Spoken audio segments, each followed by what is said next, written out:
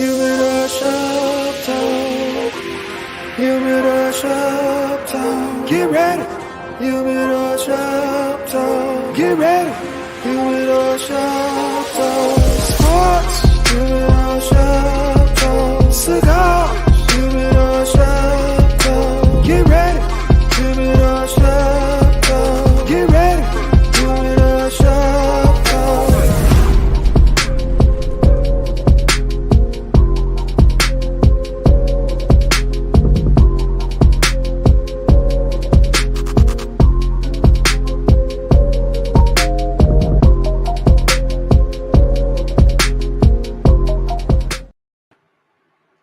Good morning, people. Good morning. We are back. Welcome to another episode of Humidor Sports and Cigars, live via Sports Zone Chicago on Roku TV and also on YouTube. Please subscribe to the Sports Zone Chicago YouTube channel along with Humidor TV YouTube channel. Check us out. Hey, today looks like I'm taking the wheel today. Mr. SmokeFella is on vacation, man. Safe travels, fella. Wherever you at. Dump your head in the ocean and leave it there until you see the white light. That's neither here nor there. We got a couple of our fellas coming in today, man, gonna help us out. So as you throughout the show, you're gonna see a few of the smoke fellas jump in and talk sports. We got a lot to talk about. College football is kicking off, so let's bring in my main KDL 33, Mr. Louder. What is happening, good people? How y'all doing this Saturday morning? Let's talk some sports. You told the man to dump his head in the water? Yeah, and keep it down there until you see the light. Wow. Why you don't see the light, all right? Why Nunu drinking a Mai Tai, chilling. Get your insurance money, Nunu. Wow. Also, y'all know always with us, our producer, the super back, that's the Sean of Sean and Maya in the morning. Say what's up to the people, Sean. What's up to the people? AKA Isaac, AKA happy birthday all year. Happy birthday. all year. So, man, we got a few of the guys going to jump in a minute. But for now, me and Kev going to kick it off. So, we got a few topics I want to run over, man. I was interesting enough, though. I'm going to go off from what I originally want to talk about. I watched the Atlanta-Jacksonville game last night. Did you check that out? I couldn't hear it, but, yeah, I was watching it. Yeah. Interesting. Penix didn't play, right? No, sir. So but Trevor Lawrence did. Yeah, but I mean, if I find it, and Jacksonville played their starters. I find it interesting though that Atlanta is having a weird offseason, but now people starting to say they may be Super Bowl contenders and all this. You sign Kirk Cousins, $100 million deal, all this, get him in there. You draft Penix in the top 10, and he's not starting. He's clearly going to sit behind Cousins. Why isn't he getting some reps in the last preseason game? Was that strange? I think it was crazy. We was talking about that last night. Why wouldn't he play? He's not going to play unless Cousins is hurt. So why wouldn't you just give him reps? Our thought was he has an injury history. Maybe they preserved him. Maybe they didn't saw enough. Like, hey, you good? Because he actually balled out when he played. Yeah, he did. So maybe they say, hey, we've seen enough. Let me see what this third string guy talking about. You good. If Cousins get hurt, you our guy, we good. We don't need to see nothing else. At the same time, man, I mean, so somebody tried to compare it to the Packers situation with Favre to Rodgers and Rodgers to Love. But I think the difference is Penix is a top 10 pick. Rodgers in Love with bottom first round guys. So them sitting for a minute, I kind of get, and with the cap, the way the rookie cap is set up, I kind of understand them maybe sitting for a while. You paying a top 10 pick. He's already about 26, right? He's an older quarterback. He's older. Yeah, he's older. In 4 years, he's going to be 30. If Cousins doesn't go down, or at least if Cousins gets 2-3 years out of that deal, he's going to come in at 29. Like, I'm still kind of confused on that. And for them to sit him and not give him no live game action, it's baffling. Well, my thing is, I think all rookies should have played, not just Penix. All rookies should have played. It was only 3 games, and if I'm looking at Trevor Lawrence, Russell Wilson's supposed to play today. Like other people are playing, they vets and people that you wouldn't think would play in the last preseason game. So I don't understand why the rookies ain't playing. They still Right. need those reps, man. They still need those reps. Especially the ones that played on Thursday and Friday because they got 2 weeks off. It's 2 weeks for the Right. season start. Right. They still don't have to play for another 2 weeks. Right. So you want to give them reps just to get them used to live action. But what I noticed in preseason is if your offensive line, like if your number one offensive line don't start, then those rookies don't play. You ever notice that? That's true. Yeah, that's true. So they're not going to put them out there with the second string offensive line, third string offensive line. They're not going to do that. They're going to put them in like if they're not like Pennis is not the starter. Right. If he's not playing with the first string and they're not playing their first string offensive line, they're not going to put him out there. Yeah, but I get that with.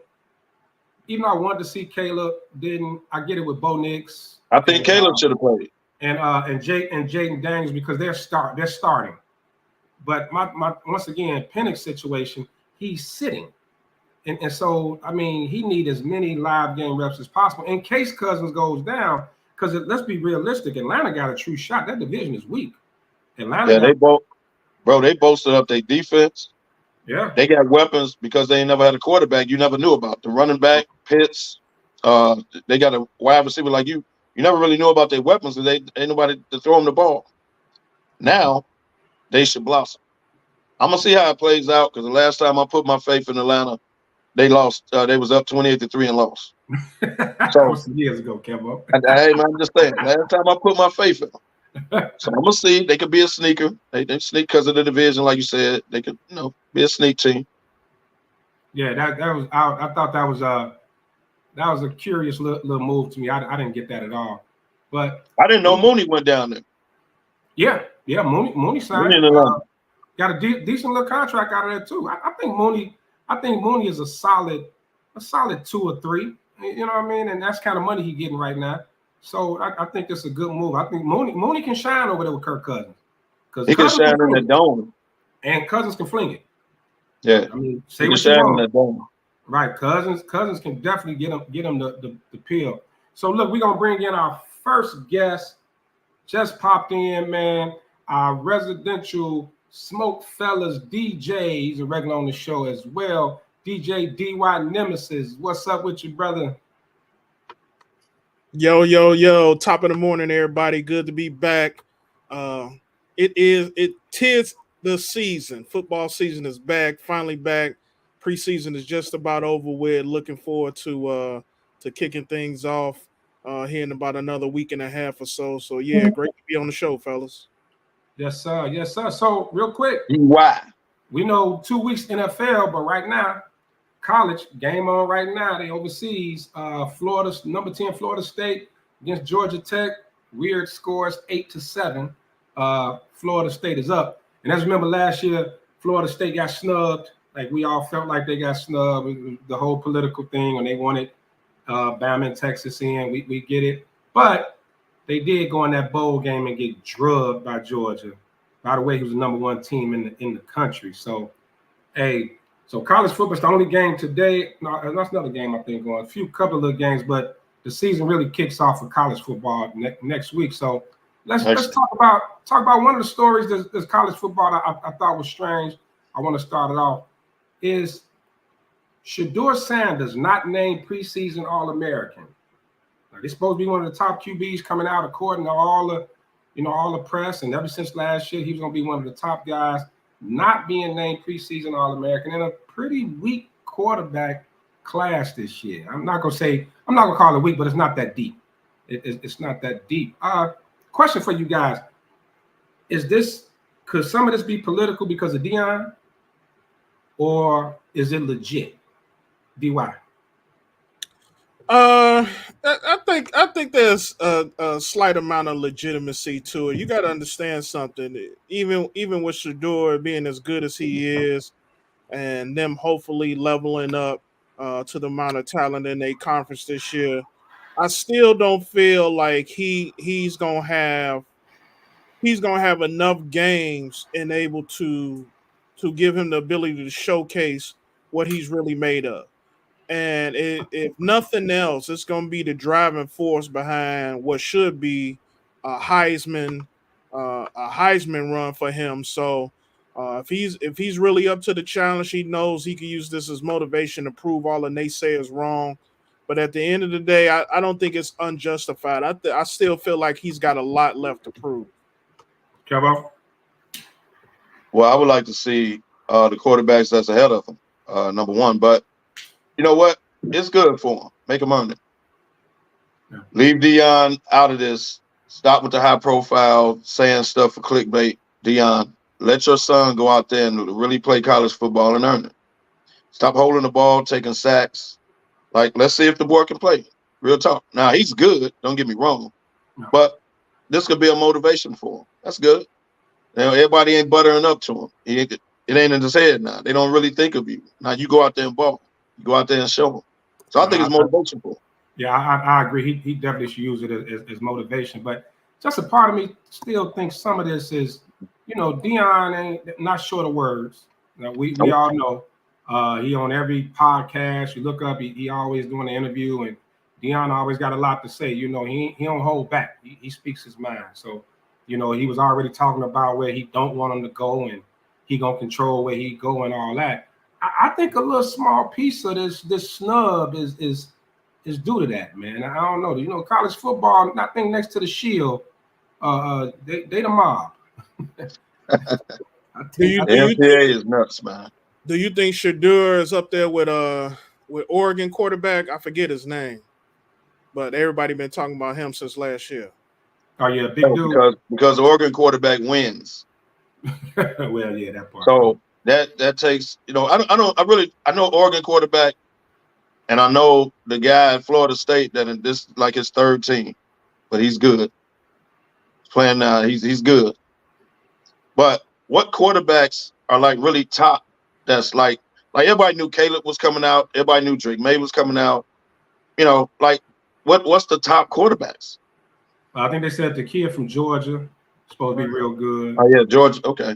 He's supposed to be real good. And I think it was one other one. I can't think his name right now. But supposed to be. It's only like he's a senior, is he? It's only like 3 or 4. No, he's not up there. They don't even have him. He's not high at all. I don't think. No, I don't think he up there either. He ain't done too much. Yeah. So sticking with Colorado, 12-team playoff this year. First time, something we've been looking forward to. I think since I was a kid, I've been wanting to see these young men get a chance to actually play for the championship, not just a committee deciding who plays for the championship. You're going to have to get out there and earn it. 12-team playoffs. Over and under, Colorado gets in the college football playoffs. Kevo. Under. Under? And here's why. Okay. It's really a 17 playoff. Top 5 power conferences get the top 5 seeds. Right. Now you're looking at 7. So y'all remember the top 4, and y'all remember 5, 6, 7, 8. You can make a case here and there. Mm-hmm. So those are going to be teams that's right below the 5 now. It's going to be the same setup. 6, 7, 8, 9. You're going to be like, well, if they won their conference, they beat them head to head, but they didn't win their we're going to be going through the same stuff. I don't know if Colorado coming out the Big 12 like that. They're in the Big 12 now. Yeah, they did move. They did. I don't know if they coming out. They got to win that. They got to either win that conference or finish like second to be like in the top 12. That top DY over under. Colorado gets in. Definitely under. Here, I'm gonna read a stat off to y'all. In the last 10 years, we've had the 14 playoff, right? So that's been 40 teams total. Yep. Only 6 teams accounted for over 20. 6 teams accounted for 29 of those bids. So that just goes to show how tight the field was just with having 4 teams. I just don't see Colorado being able to stretch beyond that. Outside of winning the conference? Outside of winning the conference. You got your powerhouse Bama, Ohio State, Georgia, Michigan out of the Big Ten, Clemson, who won a national championship. So that's like 4, 5 teams right there who still, running and gunning for the top spot. Let alone some of these teams that we don't talk about as much. You talk about maybe a Florida State team. You talk about, maybe a Oregon team, some of these other teams in the smaller conferences. We had Cincinnati in the Final Four a few years ago, Yeah. So you got to put that all into consideration. And unless Colorado goes on a hell of a run, I just don't see them sneaking in. What if Notre Dame is sitting there with 1 or 2 losses? Oh yeah. Yeah, that's a great question. That was actually what I was leaning towards with them being independent. Like, what's their deciding factor? Do they need to run the table to get in? And they got a pretty solid schedule this year. They run the table, they'll get in. But what if they sitting there with 1, 2 losses compared to a Power 5 team with 2 losses? You know what I mean? Like, what would they? So it come down to what, strength of schedule at that point? Or I think it's going to go like normal, strength of schedule, margin of victory. I guess, like how they played against certain teams, and I think all that's going to still be accounted for. But we all know they want Notre Dame in there because Notre Dame brings money. Oh yeah. I mean, they want them in. So I think even with 2 losses, I wouldn't be shocked if Notre Dame got in like a 10 through 12. Exactly, and I was gonna say the same thing. They'll sneak in there even if it's at the bottom of the list. But the thing about it is, you put Notre Dame at a 10, 11, 12 spot, and then they got to play. They got to play one of the big dogs now. Well, yeah, but they ain't got to necessarily play the biggest dog. They don't have to play Bama, Clemson, and Georgia, anybody like that. They may wind up with a Utah, you know what I'm saying, or somebody who may come up out of the West, depending on how the season go. So you gotta understand their path to the national championship may somehow be more favorable to an at-large team like a Notre Dame or even a mid-major that may come in that spot. So it's gonna be very interesting to see how this all play out. I think because of the conferences, I think the days of like the undefeated is over with. I think you're gonna have more than 1, 2, possibly 3 losses because of the conference, particularly the SEC and the Big Ten. You ain't coming out of there undefeated. So let's say a big, I call them the Big 25 now. How many damn schools in the conference? So a team in like the Big Ten SEC with maybe 2 or 3 losses compared to, like DY saying, like a mid-major who's undefeated. Mm-hmm. Now we talking political, and we got a comment here. Don't get to politics. That will help Notre Dame get into the college football. Of course, we know that. They have a great following, travels well, so they will always be in the mix. Yeah, well, that's how they'll make the top 12. So I agree with that. Yeah, but if they sitting there with 1 or 2 losses, they're gonna put them right in. But say one of those teams in the big dog conferences that got maybe, like you said, 3 losses. They got maybe three losses. Do they get in over a mid-major that's undefeated, or Well, then they're gonna say strength of schedule. Then they're gonna look at their schedule and say, well, they had to play Bama, LSU, Mississippi. Like they're gonna look at it like, look at the gauntlet they had to go through. You know what I mean? As compared to Cincinnati that played like Memphis State all year. Right. Like that's gonna come. They're gonna look at it's gonna come down to strength of schedule. It's gonna be the same way in the Big Ten. Well, it's one of those teams. And I think it's more than just strength of schedule. I think other variables you got to consider is, teams that suffer those early losses early in the season against ranked teams. You get a team that lose week 2, week 3 versus a ranked team, but they go on a run for the remainder of the year. So how does that all factor in? Strength of schedule, I think, is definitely a huge factor, but all of that kind of play into it. Yeah, because we got some big dogs going at it early. I think next week it's a couple of it's some big games next week coming out the gate. So that's a good point, DY. Like losing early and losing late, which we know that always affected, in the past. But I'm curious how to see it's going to affect with this new playoff format. And correction, I can't see who made that comment, but it's 18 teams in the Big Ten now. I could have sworn it was 20 something, but 18 teams now in the Big Ten. And no division, right? It's just head up, right? It's head up. Whoever finished top 2. But I don't. Here's why you can't penalize somebody losing, the first, second week of the season. Because look at the conferences now. You can't penalize me for losing in September And like DY said, I go on a run. I get to the conference championship. You're gonna go back to September 14th because I lost to so and so. Like, come on, man. It's too much of a season to then go back to do that. It could be the difference of you being number 2, number 3 in your conference. That's the difference in the two. So are you talking about same conference? Yeah. So if I lose a SEC conference game week 3, and somehow and I lose another game, you know what I'm saying, to a non-conference team in the remainder of the season, that somehow become binding.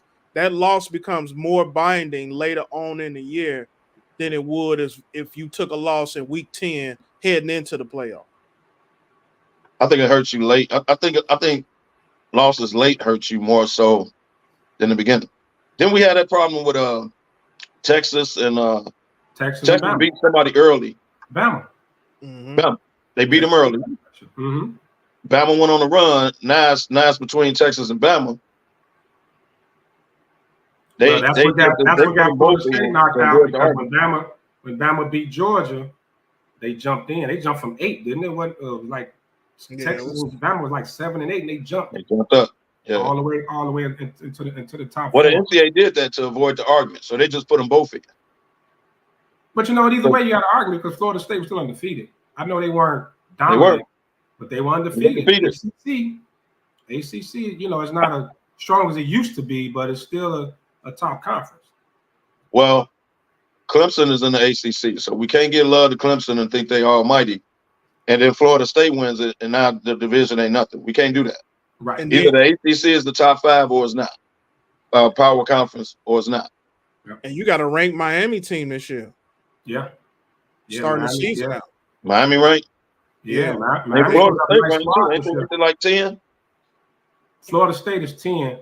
By the way, Florida State is still struggling with an unranked Georgia Tech 8-7. I think it's gonna be important early, man, is how you put it on these teams. Florida State's a 10-point favorite, ranked 10. They struggling. Well, their whole team went to the league.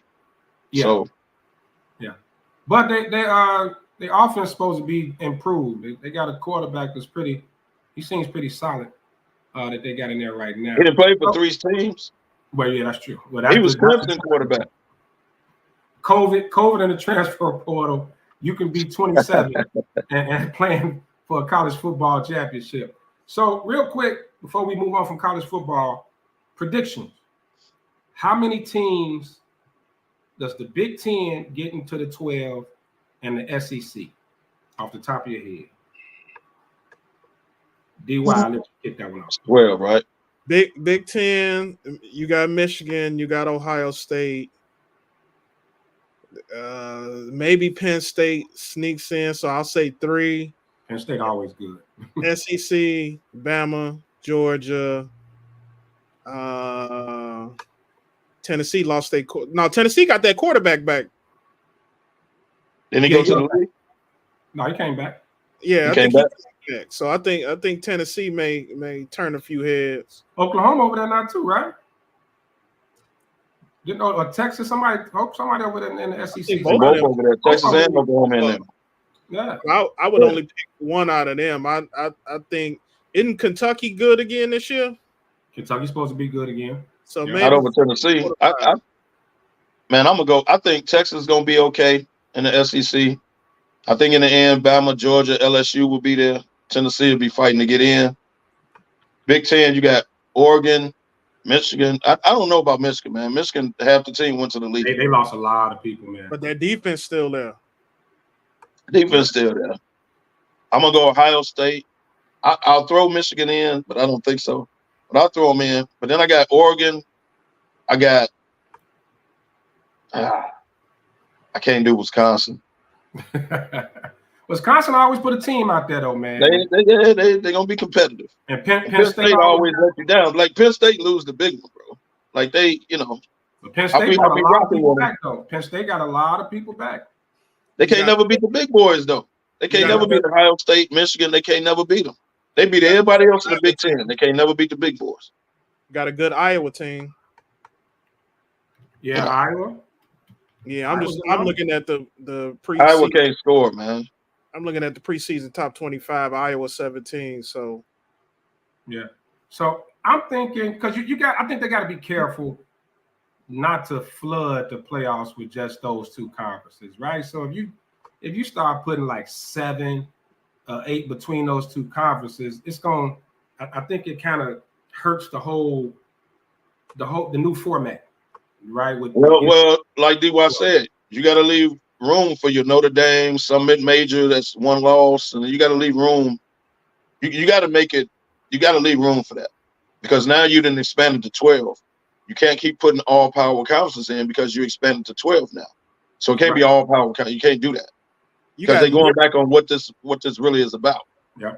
You said you're making it 12 to expand a lot, give a lot more people a chance to get in. Well, you can't put all power. Like you can't do that. So you got to leave room for it. What are you saying, DY? I said you got Liberty ranked in the top 25 right now. So I mean that's a perfect example. I think they Conference USA now or something like that. Mm-hmm. It's gonna definitely be interesting, man. College football is just kicking off. We're gonna have a lot more to talk about next week. We're gonna go over some of the big games. A lot of ranked teams are going up against each other. New rivalries gonna be starting, man. This is gonna be good. So let's jump in real quick, man, because the game coming on at noon today, NFL preseason situation, Pittsburgh and Detroit. Russ and Justin both playing. Nobody's been named the starter yet. Still open competition. I mean, and I'm watching all the different networks and the different sports shows. It seems like it's kind of split. A lot of people saying they're gonna go with Russ. Some saying they should go with Justin. You know, where's this going? What you looking at, Kevo? This still his quarterback situation. I'm gonna say the mere fact you still got to play both of them speaks volumes. That's number one. I mean, you really ain't got one. But I think at the end of the day, Tomlin, who's old school, is gonna start Russ, and they're gonna see how they get off to the start. 1-3, 1-4, 2-5, and then you got to make the switch. But once he makes the switch, can't go back. It's either Justin's team. Let's ride out. It is what it is. Yeah, but so what happened? Like Russ looked horrible last week. Missed a lot of camp because of the calf injury. If he his offensive line ain't all that either. So let's not put this all on his offensive line is terrible. But if he's not there today, if he looks like he did last week today, I think Justin got the upper hand. What you think, DY? It's Russ's job to lose. I think realistically you got to go in because number one, you bought him over here in free agency, you know what I'm saying, or whatever it is you brought, however you brought him over here. You know he's battle tested. He just got to get his football legs behind him. So I think honestly you go with Russell, and if probably week 3, week 4 probably be enough for him to see if he gonna sink or swim, and then after that point, you know you got a release valve. Here's another thing I think you're gonna end up seeing happen. I think they're gonna end up sharing snaps. I think you're gonna have a two-headed monster. You're gonna have some choice. You're gonna have some choice plays set up there for Justin specifically, especially short yardage, things like that. That's going to happen. Please believe it. And I think that was gonna happen regardless of where the competition is right now. But until so we're gonna do the Drew Brees and dude in New Orleans. What's his name? Yeah, Tyson. We're gonna do that. Taysom Hill, whatever his name is. Yeah, Taysom Hill. So we're gonna do that all year? No, of course not. I said you got till week 4. Well, hey, speaking of that though, hey, a player like Taysom Hill may save Justin Fields' career. You can't use Justin Fields like that. You know what I mean? If you choose to kind of put him in different packages, I know that's not what he wants, but interesting question with this, and they talked about on a few other shows. If Justin beats Russ out, should they release Russ? Or is it okay to sit him behind Justin? Should you just go with Justin and say, let's just see what he do this year, let's develop him, let him sink or swim, let him play it out, and keep Russ as a backup, or should they release Russ? It's only $1 million or $2 million. It ain't gonna hurt him to release him. I think they should release him. Because he was brought there to be the starter. You've been saying he's the starter. Once you pull him, you can't go back. Russ ain't got his football out of his head yet. And here's what I mean by that. They paying that man $30-some million, right? Well, He ain't he's got to play making football if he Pittsburgh. really don't want to. No, Denver is. Right, Denver's paying, right. Okay.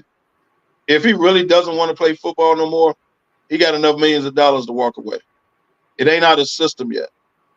So I think they should release him. It ain't gonna, like, Russ is a prima donna already, man. I don't think it's gonna be a good locker room if you pull the plug, because like I said, you can't go back once you do it. I don't think it's gonna be a good locker room.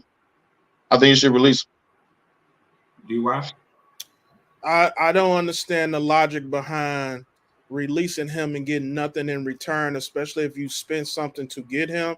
Russ is not one of those guys that's going to cause locker room strife or anything like that. Yeah, he may have a little prima donna in him, but he definitely that's very speculative too. You know what I'm saying? He's not like an Antonio Brown and gonna be, you know what I'm saying, on the field ripping his jersey off and throwing the helmet into the No, I ain't gonna give him that. No, I ain't gonna give him that. You're not finna see that. This a Walter Payton Award finalist year over year. You know what I'm saying? You're not finna see that from this type of dude. But if you decide to move on from him, I suggest that you keep it. Somebody will want him very soon. Maybe Minnesota. Maybe some of these other teams. They may have a quarterback go down sometime at the beginning of the season. Why would you let him go for nothing when you can, hey, give me a fourth or a fifth for him? And I ain't got to pay him. They're not doing that. You ain't getting no fourth, fifth for Russ. You ain't getting no fourth or fifth for Russell Wilson. I can't see that. Well, if somebody that's stupid, Pittsburgh should take it now and tell them don't suit up. Don't even suit up today. We trading you. They giving us a fourth rounder for you now. Goodbye. Ain't get no fourth or fifth round for the damn Russell Wilson. A lot of people, a lot of analysts and former players are still using Russ being a Super Bowl champ, and they keep going back to that. No, you like, look, when does that ever? And Sean, I want to hear your take on this too. You give him his respect, man. Well, it's respect, but when does that expire? Russ hasn't really been good. It's been some years now, man. This is third season. I mean, come on now. He was good last year, and the man asked him to take a pay cut and then benched him. I mean, it's like last year was a little better. I give you that. He was good last year. But let's say out of his last 5 years, has he really been that good? I'm questioning is how long do we hold on to? He's a Super Bowl champ, or he's been there. Does that have an expiration date? Sean, I'm curious. No, it doesn't have an expiration date. It doesn't. Okay. No, it doesn't. You know, and it could be. I mean, hell, we still call boxing champ. We still call Ali champ. You know, we still call all these other people champ. You know what I mean? So it doesn't have an expiration date. You know, it's just out of respect, and unfortunately, Russ really hasn't been that good for the last 5 to 7 years, 6 years. You know, he had the situation once last year with the head coach, and so. You know, man, maybe there's a new start for him. I don't know. I'm really. Russ might be over the. I think his career might be done. I think he might be a backup if he wants to be. A more than capable. I don't think he'll do it. But if he wants to be, I don't know.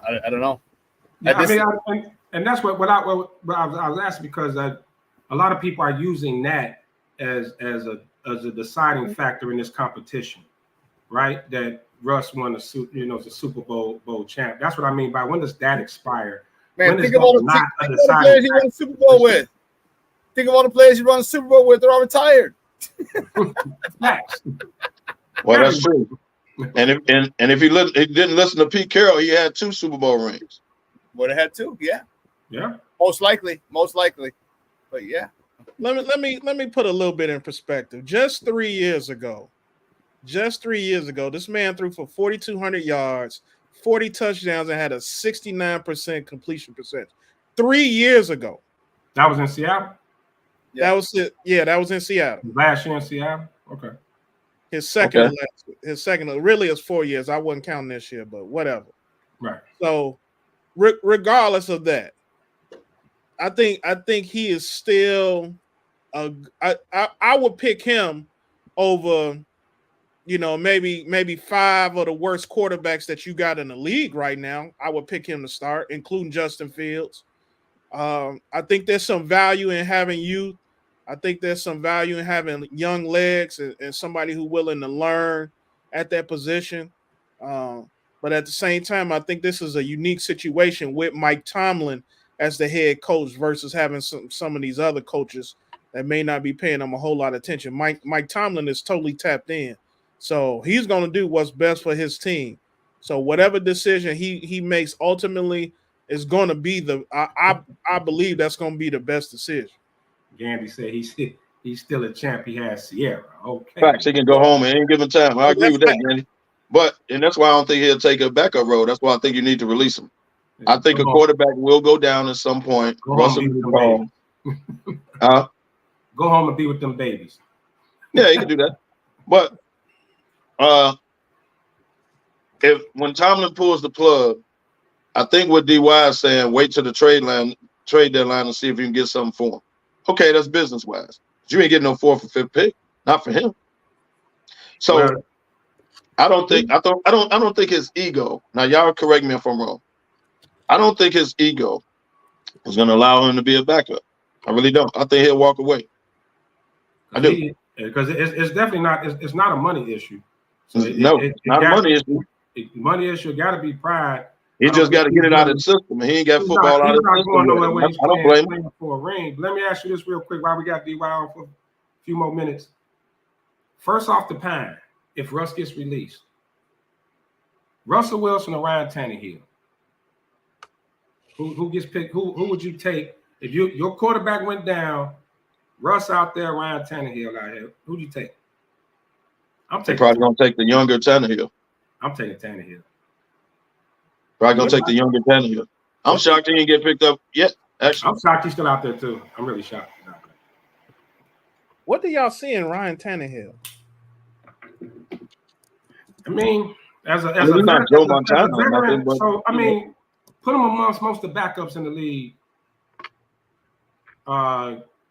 There's some of the backups in the league. Think about it. Like, where would you put Tannehill? Like, I would take him over a lot of. I'll take him over Drew Lock. Well, I mean, where do you? That's just me. I mean, Tannehill. He ain't gonna blow the roof off the field, but he can manage the game. If you got a strong run game, defense, he don't turn it over a lot. I think Tannehill is solid. Where you rank him, DY? I mean, he definitely. If it's 32 teams in the league, he 33 or 34. You know what I'm saying? But he wasn't good enough. You ain't got the man in the top. What? He wasn't good enough, for instance, like in Minnesota. He wasn't good enough to make Minnesota team. He hasn't been good enough to find a home up until this point. No team was really interested in bringing him in, you know what I'm saying, during the preseason. So I don't understand the weight of his value to everybody. You know, yeah, your starting quarterback go down. Yeah, he the first phone call you make, but nobody thought better that than much. Trubisky to you? Yeah, like Buffalo, like Josh Allen's backup is Mitchell Trubisky. Yeah. Okay, I mean, so is Tannehill better than Trubisky?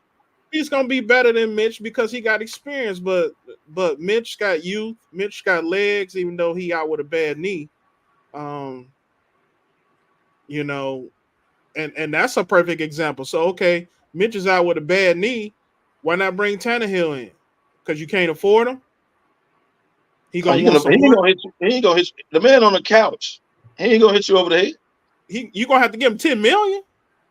Yeah. To get off the couch. What? Yes. They didn't give Flacco $10 million. Did they give Flacco $10 million?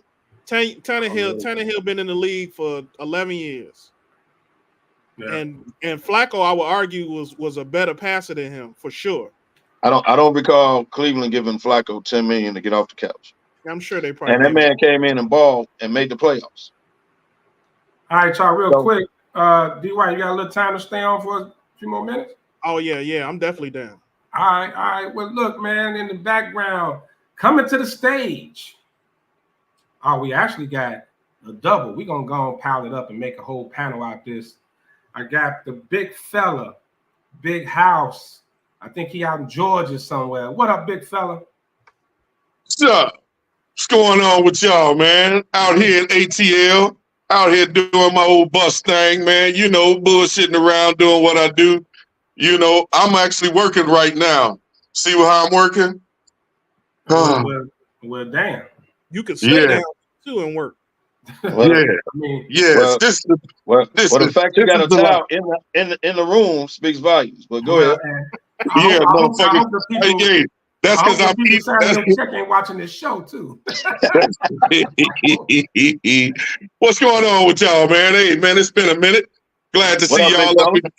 Man, glad to see y'all. Everybody up and kicking or whatever the case may be. You know, out here just like I say, I'm back doing what I love, man. So, you know, I'm in and out of town for the good cause now. Yes, sir. You know, so real quick, because we got one more to bring in. He's been here before. He gives us some hilarious moments, and as I call him, Gandhi's arch rival. He's back, PG-13. My man Face. What up, Pat? Hey, what's going on, man? I'm trying to figure out what's up with this camera, man, because it ain't letting me be seen on here. You know, my face is much too handsome not to be seen, so I definitely need to figure that out. I don't want to say all that, but carry on. First of all, hello, Kevin Louder, from whatever part of the globe that you're in, because that's definitely not your bedroom light I see in the back. Hey, man, mind your business, man. Mind your business. Hello, the big fella. You back doing what you love, which is obviously drinking early in the morning. I ain't got a bit of alcohol. I ain't got nothing. I got a 0 sugar A&W. Yeah, right. Whatever. Hello to the man who calls himself to the Oracle, my boy DY, and hello, Sean in the background, because I know you there. All right, everybody else just carry on. Oh. Hey man, fix your camera, man. How you doing, Lucky? I'm finna figure the camera out now, man. I don't know why my camera ain't letting me on here, bro. I don't know what's going on. Are you in the car? No, I'm in the crib. Oh, okay. Yeah, because it's weird. I keep telling it to turn on, and this is. It's strange, weird that it say face. Telling it to turn on. How about push the button? How about you just be quiet? All right, man, let's jump back into some. Hey man, Franco ain't got an update. Let's talk. Ooh, boy. Hold on, Kevin Louder. I can't believe you said that, but okay, I'll get right back to you. Hey, I'll put you back put me in in the back Franco. for a minute, bro. Put me in the back. With this group, the shots are definitely gonna be fine. Face will be back once he figure out what's going on with his camera. So, House, real quick, man, we just got through talking about the Steelers quarterback situation with Justin and Russell Wilson. They play it. Matter of fact, they own now. I'm gonna turn the game on and see what you thinking about that situation, man. Who you got to take that job? First of all, it's Russ's job to lose. You got a. I know you don't want to hear this, but you got a Super Bowl winning quarterback, and it is Russell Wilson. Russell Wilson ain't no bum. It's his job to lose. Now, if Justin come in there and show his ass and win the job, then okay, fine. Then I'm all for holding on to Russ. Don't get rid of him. Hold on to Russ because as we know, I hate to say it, but there's always going to be an injury. And Russell Wilson is a valuable commodity to have if he don't win the starting job. Believe it or not, you will be able to give if somebody goes a team that's in mid contention to higher up. Yeah, they'll give up a 5th round for him, a 6th round for him, something like that. Hell, depending on who they are, they may mess around and give a 4th round for him, just because they might be into the contention and they need somebody to steer the ship. So I will repeat this again. If somebody's willing to give you a 4th for Russ, I will tell him to take his helmet off right now and put him on the plane and go wherever they give me a 4th round. Hey, San Francisco gave 3 firsts for what's his name? The one they traded? Trey Lance. Yeah. They gave 3 firsts. Hell, look what we did to San Francisco for Trubisky. To move up one slot to get a quarterback that would have been there at the second round. And is this safe? Is this safe to say that Brock Purdy saved Lynch's ass with that one? Yes, he did. Yeah. Yes, he did. Yes, he did. Now you got to pay him next year.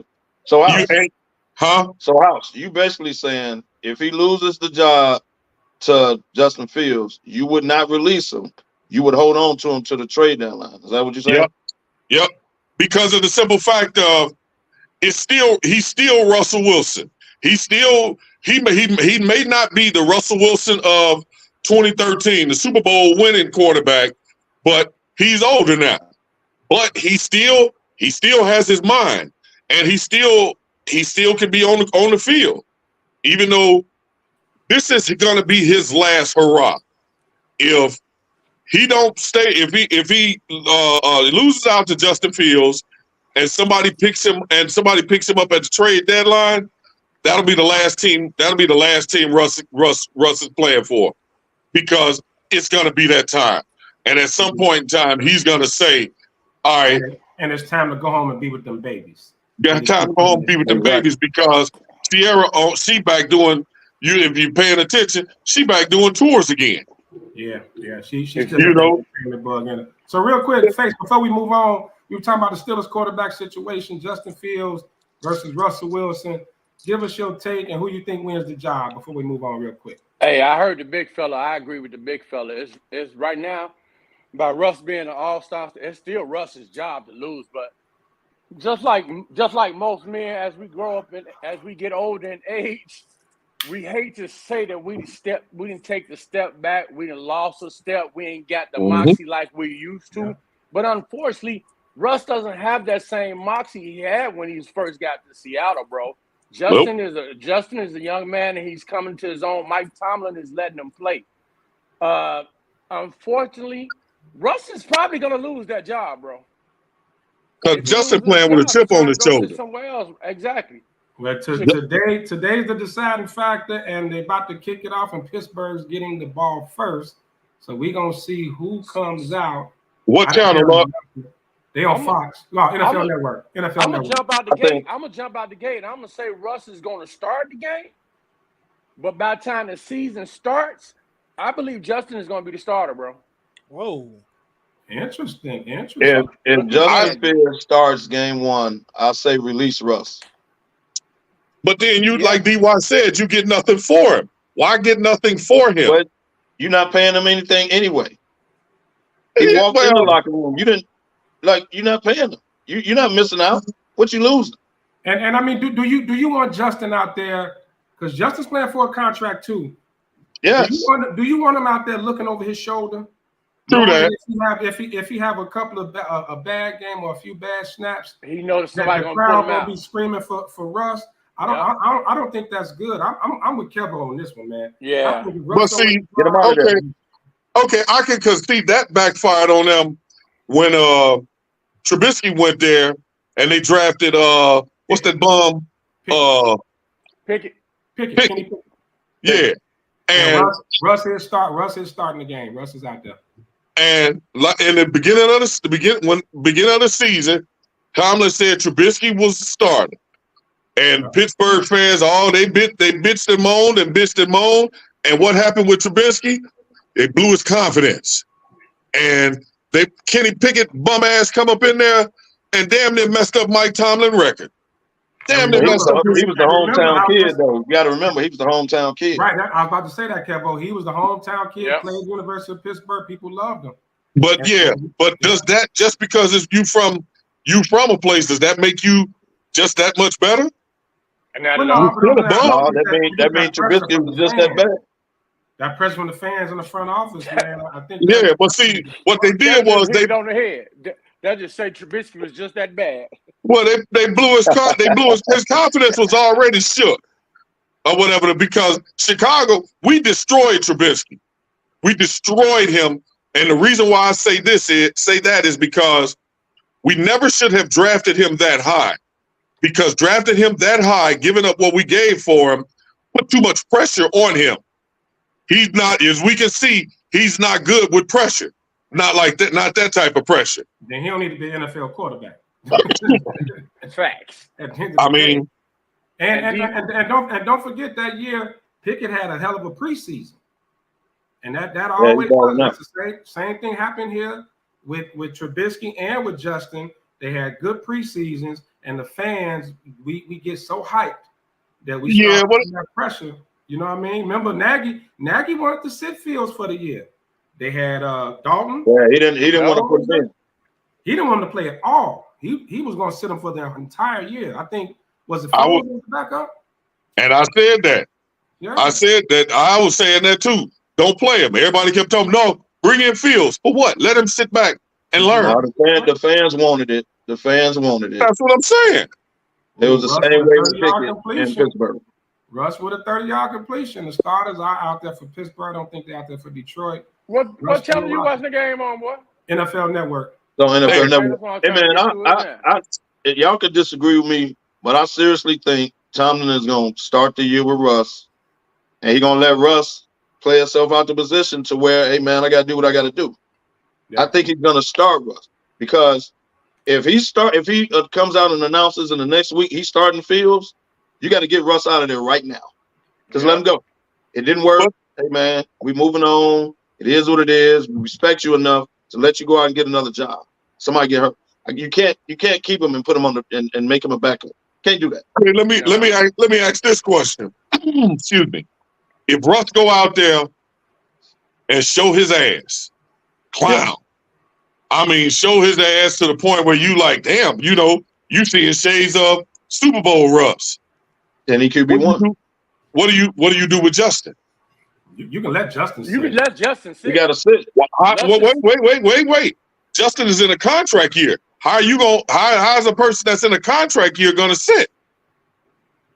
Well, I think you just start him because he's in a contract year. Right. Just like this. That's how he gonna sit, just like this. Well, what I'm saying though is, so then you basically are gonna screw him over then. Touchdown pass. Russ is rushing. So you basically gonna screw Justin in because now he's not able to fight for a contract. No, I think the thing is though, Kevin, real quick before you go, I think the thing is, that was a run play. But I think the thing is, you can find little packages for Justin, like a Tyson Hill. You can find a little package or two to maybe put him in just to show it. You can use his athleticism. You can't do that with Russ when he's on the bench. When Russ on the bench, he on the bench. Like you can throw Justin out there here and there. But Russ just led us scoring drive, 7-0. I think one more drive, man. He looked like he just did. He could solidify the job. But hey, guys, let's move on. We talked enough about Pittsburgh. Got a lot of other stories to cover. Come on. And we're gonna get into some other things. But real quick, a big story this week was, I know, did y'all hear what the situation with Tua and former coach Brian Flores? Yes. Yeah. Bring that on. Yes. That's a crazy situation. Now, we old school, right? We old school. We used to the coaches yelling at us and all this, that, and other. It seems like Tua may be a little sensitive, like kind of these little athletes. Hey, a little. I missed it, Lucky. What happened? Nope. I'm taking another side. Right, go ahead. Okay, hold on. So Pat, what happened? Tua came in, and I guess he was saying how Flores was real tough on him and kind of bashing him, and it kind of hurt his confidence. So this new coach told him he wasn't the quarterback for that team. Right. He was and he shouldn't have been there, and somebody else took his place. All that. Flores was a big fan of what's the boy in San Diego? Herbert. Yeah. Flores was a big fan of Herbert. Yeah, he did. He wanted Herbert. He wanted Herbert. So Pat, Flores wanted Herbert. The owner wanted Tua. Yep. But Flores was forced to play Tua. Tua wasn't ready at the time. But right. So here's the thing to me. I'm taking the other side. I'm taking Tua's side. That man was fresh out of college. That man was fresh from winning at Alabama. For a coach to say, and you can be tough coach. Come on, man. He'd have been tough. He had Nick Saban, so I don't think he's sensitive. Nick Saban had said something to him before. But that man said, you ain't supposed to be here. Somebody else supposed to replace you. You ain't no good. You ain't right. Told him that every day. That's what the man said. Okay. Told him that every day of his coming into the league, his rookie year, whatever. The whole time Torres was there. So if you ask me 3 years later or whatever, I'm just answering the question. This is what he said. And now this positive coach that stepped in my life and my plan is better. I don't see the problem with it. That's not being sensitive. I'm just telling you what was going on. Flores didn't deny it. You can't fault Tua for being sensitive if the coach didn't deny that he did that. So I ain't have no problem with it. DY. We're all leaders here on this podcast, and we've all had situations, whether it be with a coworker, a child, a friend, a teammate, where we've all administered some form of tough love. Now, obviously, maybe I shouldn't say obviously, but there I'm sure has been some slight exaggeration in all of this. But at the end of the day, if I'm the coach, my number one job is to motivate you to work hard and be successful. And if you're not at the top of your game, then I have to push you. If I don't see that drive within you, then I got to do everything I can to try and motivate and push you to become that player. Flores has been around for a long time, coached a lot of great players in his history. Yeah, I get it. It's his first stint as a head coach. So maybe in some instances, he may not have known what to do or how to take the best approach. And obviously, the coach that they got is a full 180 from what Flores was. But I don't think coming out with it now or making it public now is helping either one of those two. Showing obviously the vulnerability of Tua, and it's making Brian Flores look like, he's some sort of bad dude. So at the end of the day, maybe you took it the wrong way. Maybe it was a little too harsh, but this is football. Well, DY, I disagree with you. I think it hurts Flores because he wants to be a head coach again. So putting something out there, like something like that out there on him, now if you're an owner or GM that's looking to bring in a new head coach, because he's still he's a hell of a coach. No one has ever denied that the dude can't. No, he can coach. Yeah, he's a hell of a coach. But can something like this, kind of hurt him? No, and because he didn't defend himself. He just he didn't deny it. But what did he need to deny though? What did he need to deny? As him as the head, I have grown as a coach. Maybe some things I did. I've grown. Like he didn't deny it. Him as the head coach, he was put in there to be the leader of those men, and he also was able to speak his opinion. Maybe it might have been, I guess nobody has ever thought about the fact that maybe he was trying to do some reverse psychology and make Tua use it as motivation. But the problem is, that soft-ass generation, he took and, start crying and looking for a pamper and shit, and that's the problem. Flores is a great coach. And if he told Tua that, then hell, we've seen Tua. Has Tua been an MVP quarterback since he's been in the league? Absolutely not. He's sucked on multiple occasions. Yeah. Well, he's stuck with Flores, and he's flourishing with the coach he's with now. That speaks volumes. How is he flourishing? The season ain't started yet. He's getting better he now. Just got a bag. The season ain't started yet. So how is he flourishing? They paid him. So he's flourishing because. Go ahead. No, he's flourishing because last year he had a good season. So it's like DY said, there's always two sides to each story. There's two sides, and then you also have the truth. So coming from Tua's side, I can understand as a player how he might feel. You know what I'm saying? Instead of your coach helping build you up, at the same time, the way he's trying to motivate you is actually breaking you down. You know what I'm saying? It's not giving you the confidence that you need to build and to progress as a player. On Brian Flores' side, this has been his first coaching job. So his first head coaching job. So as a head coach, you're supposed to know how to coach a person, each individual. But by this being your first head coaching job, maybe you don't know how to grab this one here.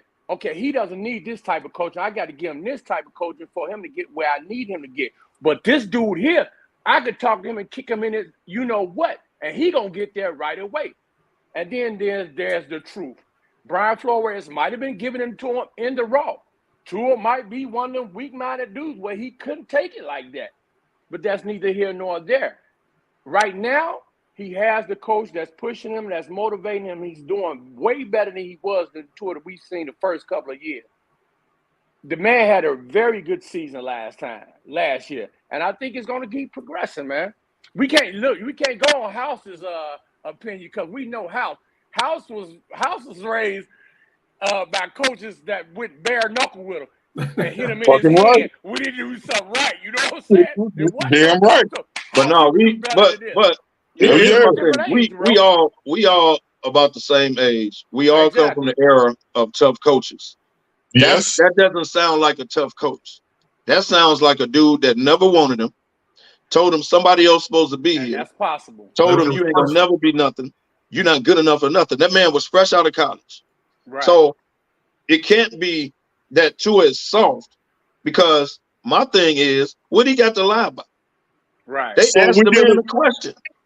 You can't get mad because he's bringing it out now. They asked the man a question. So we give him blame the interviewers for asking, because he's telling his story. This is what happened to me as my first couple of years in the league. This is what this dude did to me. Now I got a coach that's motivating me in my corner. My play describes that. So he has no reason to lie. That's not being Flores never said he didn't lie, but this situation, it kind of reminds me, remember when Mike Singletary took over the 49ers? Yep. And what's their tight end? Vernon. Vernon Davis. Was it Vernon Davis? Vernon Davis. There you go. Yeah.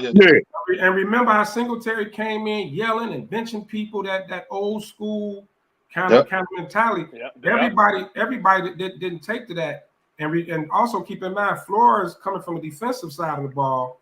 House, defensive coaches are defensive coaches don't sugarcoat. Defensive coaches are like,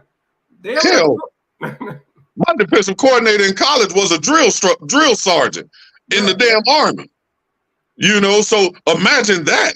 Yeah, they're not patting you on your head and no, man, please. They're kicking you in your ass. If you get patted on the head, I promise you your helmet is ringing. Yeah, now if Flores wasn't like that, if he singled him out and was only treating him like that. Well, that's what it sounded like to me.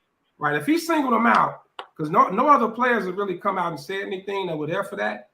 If he did do that, then I think it's wrong. But he's the leader. He's supposed to be the leader of the team, though. So he is supposed to be singled out.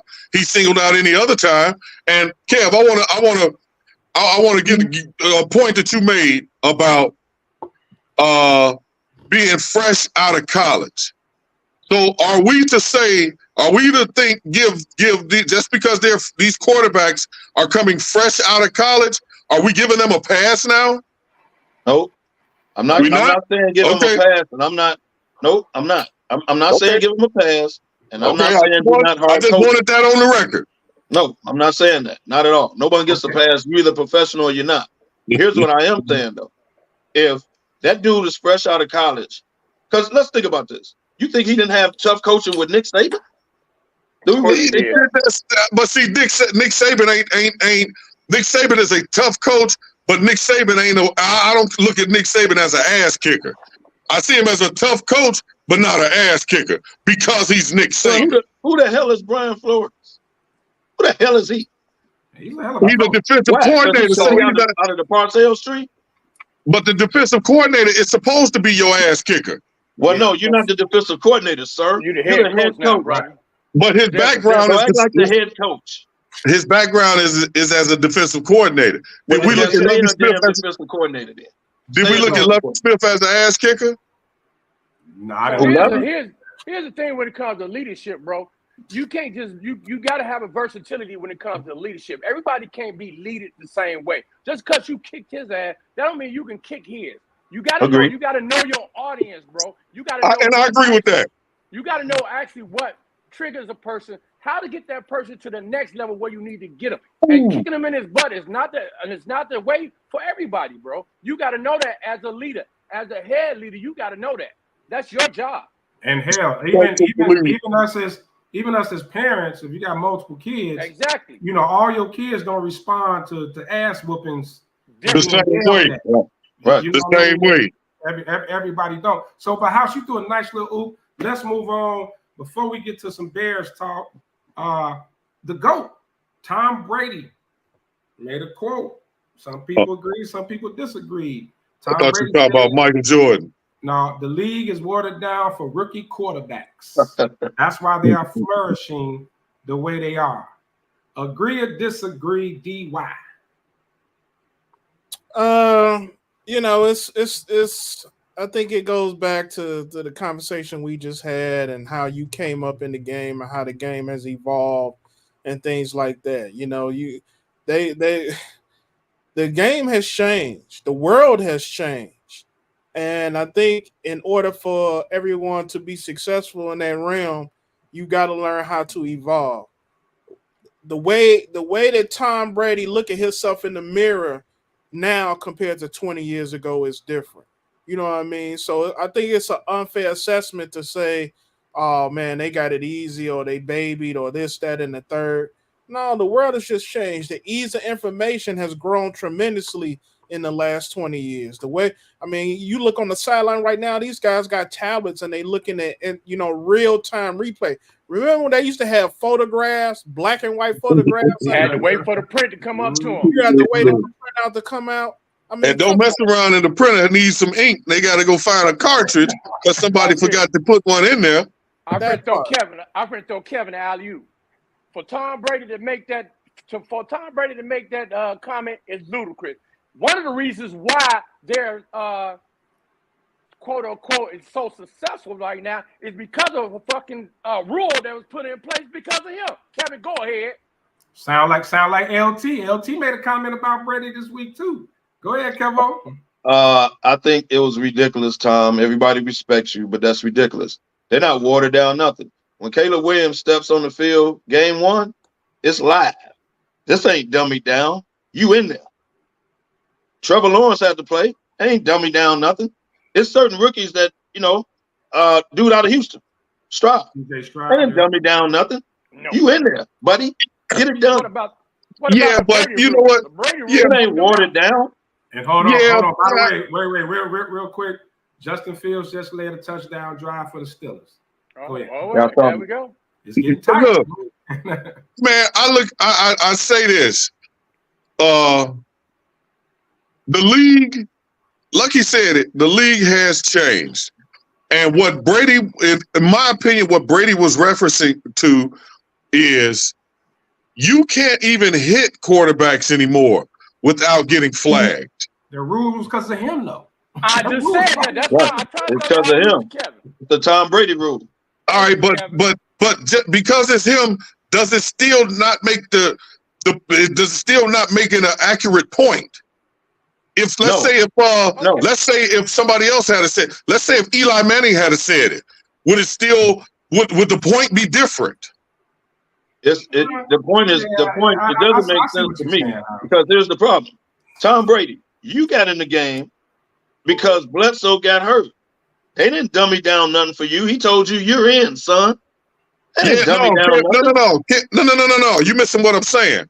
I'm talking about as far as the league goes. Now we know that you can't even sneeze near a quarterback now compared to how it was 10 years ago. That's what I'm talking about. And I think that's what Brady was referencing. These kids now coming out of college, it ain't nobody, they ain't finna get their bell rung or whatever the case may be. No, he said the league was dumbed down now to allow them. That's what he said. The same, what's the difference? Just use different words. Hey, how's it dumbed down though? As DY said, man, everything has involved with the medical studies of concussion, CTE, and all these different injuries and stuff like that. Yeah, they have curved the lead a lot to prevent these type of injuries and stuff like that. So yeah, they're protecting the quarterback first of all because he's like one of the ones who can definitely get his bell rung from the blind side because he's scouring the field and stuff like that. They stopped the Brady rule, stopped him from getting hit below the knee and stuff like that. So yeah, they put in special measures to protect the quarterback more because he's one of the most vulnerable people on the field. So of course, but for him to say that, I don't think that was accurate, man. I think that was kind of so my take. I think he used the wrong words. Basically, what he did, he couldn't have said "dummy down." I think what it comes down to is compared to back when Brady came in the league. Remember when rookies didn't have to start right away; they had to sit and this, that, and other. Now these rookies, they getting thrown in the fire right away. But what the coaching staffs are doing now, they're catering the offenses towards these rookie quarterbacks' strength compared to getting here and learn my athleticism and learn how to do it this way. And if you don't get it right, you'll bust you out. Now we saying, hey, let's put in RPO. You see more college run offenses now in the NFL.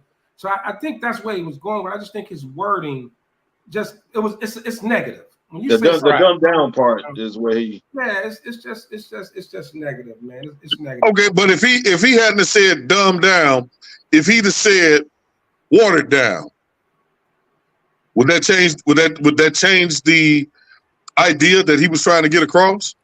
No, I think the same thing. I think a better word could have been like catered. The rookie quarterbacks are more catered to. Does that change the point that he was trying to make? It doesn't put it as a negative. You know what I mean? It doesn't put that negative hit on. When you say something's dummied down, you know what I mean? It's like that's kind of insulting. Like it's easier for them than it was for us. But they starting from day one. Like I said, Trevor Lawrence came in starting game one. They didn't dumb nothing down. Get out there. You the number one pick. Go get it done. What's dumbed down? And what happened to Trevor Lawrence? Trevor Lawrence sucked his first season. Well, most do. Peyton Manning led the league in interceptions his first year. That's true. You know what I mean? Like you gotta let them be rookies. Realistically, when we look at a rookie coming into the league, how many rookies do we actually think is going to be successful out the door? What's the percentage? Because there's not, bro. We're looking for them to screw up on their first year into the league. Everybody that drafts a rookie is expecting that rookie to play right then and there. I didn't say there's a difference with playing and being successful, House. I said 9 out of 10, anybody that comes in as a rookie and plays, I'm not going to automatically be special or going to be successful. Yes, you're going to have that one or two that's going to light it up. And you're going to be like, damn, he just what we thought we would. Did nobody expect for C.J. Stroud to be like he was last year? At all. And nobody expected Bryce Young to be like he was last year. Hey, but let's be totally honest. Look at these salaries being paid now. These guys are literally on the clock for 60, 70 million a year. So get your ass on that field. So I need to know what you can do before I put that type of money. That's true. That's true. I got to see what you can do. The expectations. We expect for them to, and man, you got this money, man. We expecting you to go out here and light it up. That's what I'm saying. Like, so when reality hits again, somebody that got that money that's expected ain't gonna do what they supposed to do. Well, Tua worth $55 million? Hold on, wait, House. We ain't gonna jump to that. Facebook, you make no. But real quick, Sean got the clip of what Brady's comment. Go ahead and play that clip for us, Sean.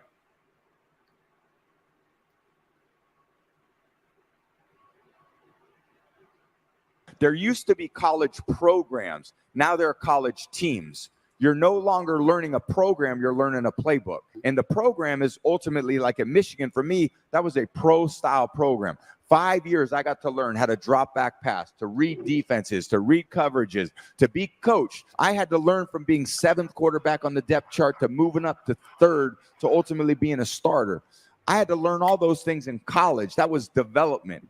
Then I went to New England, and I was developed by Coach Belichick and the offensive staff there. I didn't start my first year. I think it's just a tragedy that we're forcing these rookies to play early. But the reality is the only reason why they are is because we dumbed the game down, which has allowed them to play. It used to be thought of at a higher level. We used to spend hours and hours in the offseason and training camp trying to be a little bit better than next year. But I think what happens is discourages the coaches from going to deep levels because they realize the players don't have the opportunity to go to a deep level, so they're just going to teach them where they're at. There used to be college programs. Now there are college teams. You're no longer learning. Okay. Hey. Now that's different. Now that I've seen the whole video, I didn't see the whole agree with thing. him because a lot of the teams they cater their offenses and everything towards how they played in college, and we know that. So I can agree with him now with what he said. And that is a great point. Back in his day, though, you got a lot of quarterbacks that are learning how to take the ball from under center up the program. Exactly. Yep. Okay, would y'all agree with this though? Back in Tom Brady's era, when rookie quarterbacks came in, there was usually veterans that were still on the team. And it wasn't as much free agency and quarterbacks moving around like it is now. So now teams are drafting quarterbacks to play right now. In Tom Brady's day, yes, I agree. You came out of a program that taught you Michigan, Bama, those are pro programs. But you came in the league and you were known to sit because there was a veteran quarterback there waiting on you. You had to stop back and learn from them. Now people are moving around. So these quarterbacks coming in now, you have to play right away. You can't get mad at the evolving times of the league. And you also looking at those quarterbacks were signed to 6-7 year deals. Yeah, they were moving. You had time to develop. That's my point. There wasn't free agency. Decide year 4, we picking up your 5th year option. Then we got to decide if we're gonna pay you $50-60 million a year. Yeah. You ain't got 2-3 years. Jordan Love lucked up, and a lot of people still questioning the Jordan Love thing. Because they just locked him up now because it's gonna be higher later. That's why they did that. Technically, I mean, what is he? He didn't start off the season great. Didn't start off the season great. He finished strong. But Green Bay was in a position where they had to pay him. Technically, we still don't know if Jordan Love is that dude. We don't. Jordan Love got his money. There were 2 games that Jordan Love won that secured him 3 games that Jordan Love won that secured him that. Both games against the Bears and that game against Dallas. No other games did he really do that actually produced anything. He beat the Bears and he beat Dallas. And then he balled out the last half of the year, though. He balled out the last half of the year. That's how Green Bay won on their numbers. But they didn't. But it wasn't a whole lot of winning that they were doing. They were only 9-8. They weren't. It doesn't like that's what I'm saying. Hell, we was what 8-9. Right, but you got a lot of teams. You got a lot of teams that don't want to be in that position to where you only got this small sample size that I have to now decide if I'm gonna throw you a bag like that. Okay. Let me ask a question. What has Justin Herbert done in the league exactly? Nothing. What has Trevor Lawrence done? Nothing. Okay. So wait, don't forget Joe Burrow. Nothing. He went to the Super Bowl. But at least he got to Joe Burrow. At least got to the bowl, man. He at least got to the Super Bowl. Justin Herbert, I don't know if he won a playoff game ever in life. Trevor Lawrence, like a lot of these guys, the market is the market. So if we can't say is this quarterback worth because that's the market. It is what it is. That's the market. But if you're paying certain guys, then don't trip off other guys getting paid. Tua's not worth $55 million, but that's the market. It's the market. Who set that market though? The ungodly contract that was given in Cleveland. Deshaun Watson. Deshaun Watson. Yeah, Watson. Okay, that's what why we still got a little time. We still got to get to some Bears talk. I know we're gonna do it, but I want to ask this question to the panel since we on rookie quarterbacks. And so far, three have been named a starter, and I believe it's going to be a 4th. I think Drake May is going to end up getting that job in New England. So out of the rookie starter rookie quarterbacks, and I'm excluding Caleb Williams because we're not going to be biased either way. So Jaden Daniels, Bo Nix, who balling in Denver preseason, he balling, boy. Jaden Daniels, Drake May. Who has the better season? Rank them 1 through 3. DY. Between Daniels and who the other 2? Drake May and Bo Nix. Daniels 1, Bo Nix 2, Drake May 3. Pat? I haven't seen Drake play. I want to say Bo Nix then Daniels. May because I ain't seen him play this year, dog. I ain't seen none of his preseason. Big fella. Bo Nix, Drake May, Daniels. Woo. I was gonna surprise y'all too. I was going with Nix number 1, Daniels number 2, and May number 3. And let's not say May is going to start. Well, he hasn't been named. Jacoby Brissett is going to start. Look like he got the heads up over Stidham, though. It looks like he may get it over Stidham. I just throwing. No, Jacoby Brissett is in New England. No, they said that the other day. It was Drake May. It was something it was something that came across my timeline or something. Oh, wow. Newsbreaker something that said Drake May was the name to starter. Wow. It was on. Matter of fact, it was on ESPN. It was on Bottom Line when I was watching it last night. I believe you. I didn't say it. I believe you. But yeah, that's kind of wild. Drake May was the name to starter. But without being out of Bo Nix, I gotta go Bo Nix number one, dog. Man, yes, sir. Bo Nix was good, man. Yes, sir. And he got Sean Payton. Yes, sir. He got Sean Payton. Hey, look, and their team is still pretty much together, bro. They ain't losing a lot of people off their team. I got a twist for you, because we talk about these starters and all of that. What about these backups? Because it's the preseason is when you really get a chance to see see these backups. And I have to say, and like I have said it before, Bagent is, to me, I think he's the number one backup in the league right now. Woo, that's strong. I think he's the number one backup in the league right now. Prove me wrong. But hold on, before we went, so I'm gonna take that out of you and let's jump in the Bears talk, because I know there's gonna be a minute. We got about 30 minutes left, so let's go ahead. Whoever, if you got to drop off, just let me know, because I know DY got a previous engagement, things like that. So let me know. But let's get into it. Bears talk. May hasn't been named, right? Okay. I think this last game is going to decide between him and Stidham. I think they want. Yeah, I didn't hear that either. Maybe that's what it said. I was a little inebriated last night. Maybe that's what it said. No, not you. Imagine that. Not you. I didn't have my tie on. Once the tie comes off, once the tie comes off, I let my hair down. That's what she said. All right, so let's get into it. Chicago Bears, man, a lot going on. We know we got our guy who calls the Bears mistake by the lake on the panel. So Kev, just stick with us. We know we're gonna get it from the non. I got to do this every week during football season. I'm used to it. Carry on. This is Chicago town. Yeah, carry on. We get out. So if you all haven't heard, Poles made 2 trades last night and this morning.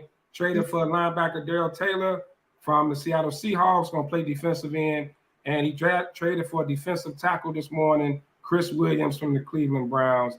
More of a depth thing.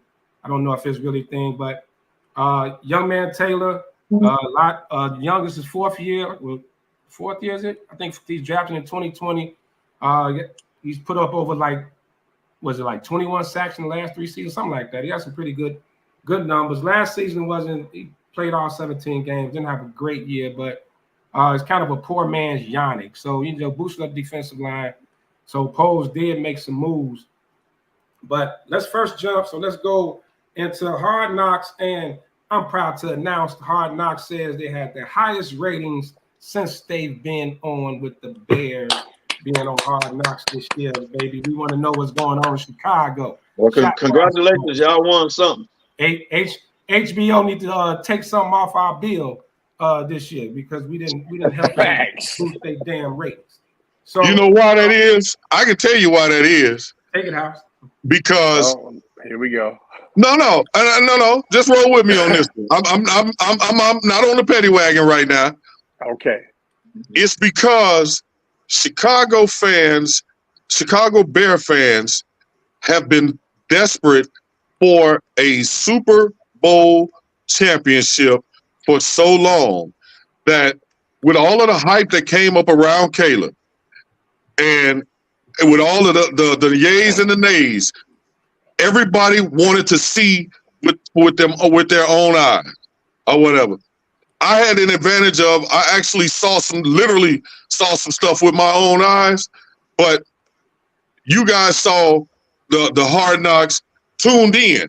Everybody was tuned in to Hard Knocks. All of Chicago, and you may not tell you, but all of Chicago Even non-Bears fans Oh were yeah, he tuned in. watched it. He watched I ain't watched it yet. Well, hell, No.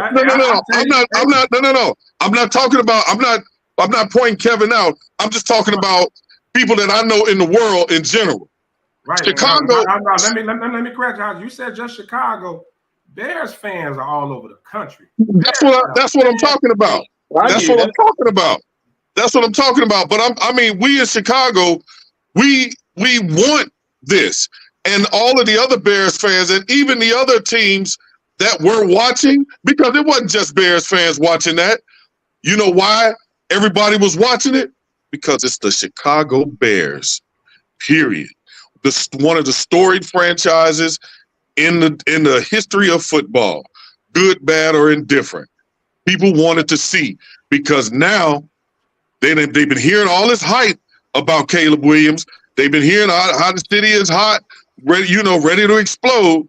They wanted to see what they were going to be standing up against. And you're also looking at the Bears have never been a franchise that really lets you like inside like that.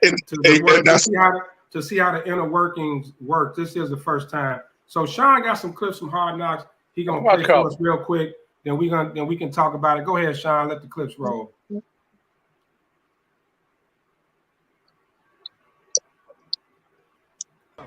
Patriots edge rusher Matthew Judon is on the market, and Poles is working hard to make a trade. So we did a Judon conversation today. He only played 4 games. He had a bicep. So just from an analytics standpoint, kind of where he's at. So just wins added. He's 50th among defensive ends. To put in perspective, Sweat's 14th. We believe he would help us get better. Just his style. We think having a bicep rather than like a lower body injury, he still would play to the same intensity and explosion as we did before. It does come with risk, though, at 32. You got some things working, huh? Yeah. Think we'll get it over the finish line? I do. Yeah. Our language is basically saying if the contract's not signed, then he reverts back to New England. So, cover, so. What do we get? It'd be 3. So all that would happen fast. Yeah, okay. So. Just keep it posted. Okay. All right, appreciate it. Yeah, thank you. Poles has met New England's asking price of a 3rd-round pick. But unless Judon agrees to a contract extension with the Bears, Chicago won't make the deal. Where your nervous level, nervous energy gets to, like, scale of 1 to 10? 0. I don't get nervous. Not since my first game of high school versus Gilman. I fumbled 2 snaps. Other than that, and I came back and threw like out and up down the sideline. Other than that, play ball.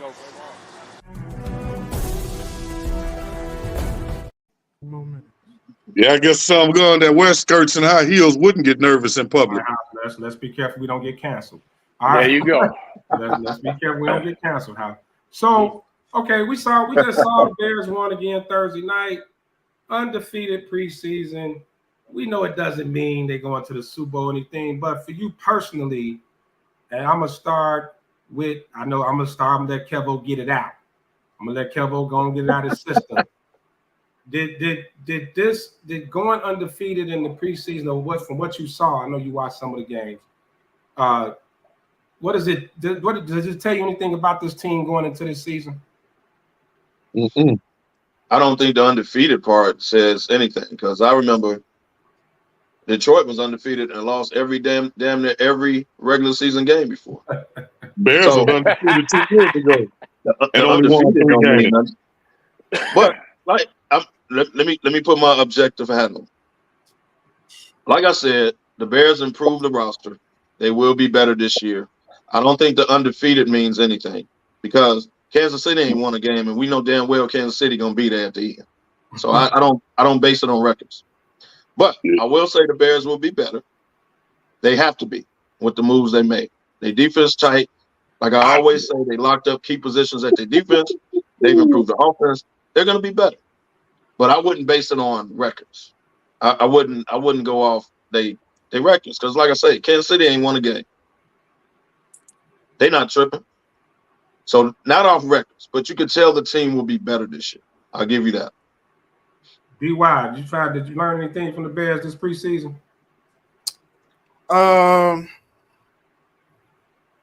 One, how good our depth is. I think the greatest story to be told is the fact that we finally have achieved what I think Ryan Poles and the administration set out to achieve 2 years ago, and that was adding some depth.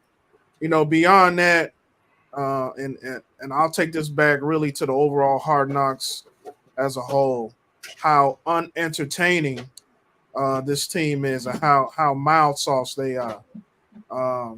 It may have been the highest rated show or whatever, but that's probably off the strength of Caleb Williams and maybe the defense. But the show in itself is a snooze fest. It's a bore. It's very, very boring. There's not even any compelling stories other than the fact of Caleb Williams' ascent into becoming a starting NFL quarterback. Beyond that, all of the behind the scenes stuff is also very interesting to see, and you can see, like Luck said, within the last 24 hours, the moves that Ryan Poles has made. So he's definitely a wheeler and dealer in that regard. Face, what you got? Pretty much the same. The preseason really hasn't shown me a lot. I like the fact that they've got a lot more youthful and a little bit more faster on both sides of the ball. Other than that, yeah, them 4 wins means absolutely zero to me. I like some of the things that Caleb Williams have shown me as far as throwing the ball and getting rid of the ball. So that helps me a little bit looking forward to the season. And speaking of holding the ball, Justin was just sacked again, and they had to punt. All right, big fella. Big fella, what you got? See, the one good thing that I'm going to bring up that is another thing of keeping the hype in the city, keeping the hype within the city strong, is Bears have only allowed 1 touchdown through the whole preseason. So you have people hanging their hats on that, which is good for the city. It's good for an organization as a fan.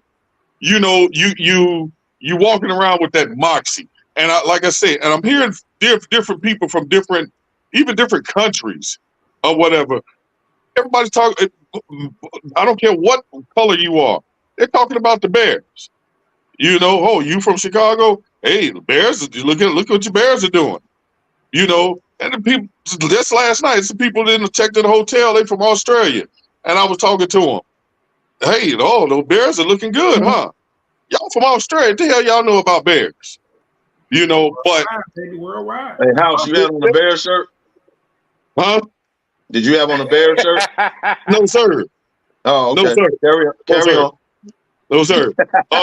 So you got, when it came to the preseason, I don't hang my hat or anything like that on the preseason, because you got to remember 2 years ago, the Bears went undefeated in preseason and only won 3 games the rest of the year. So the preseason. I don't know, House, because the way I'm looking at it a little different, because those preseason games, like the fourth quarter, the third and fourth stringers will come in and they'll come back and win the game by a field goal or something. They dominated like most quarters throughout this whole preseason with backups and everything. I mean, they were dominant. They were winning 33-6. Like this 3 years ago, we won our 3 preseason games. But I'm saying how they won.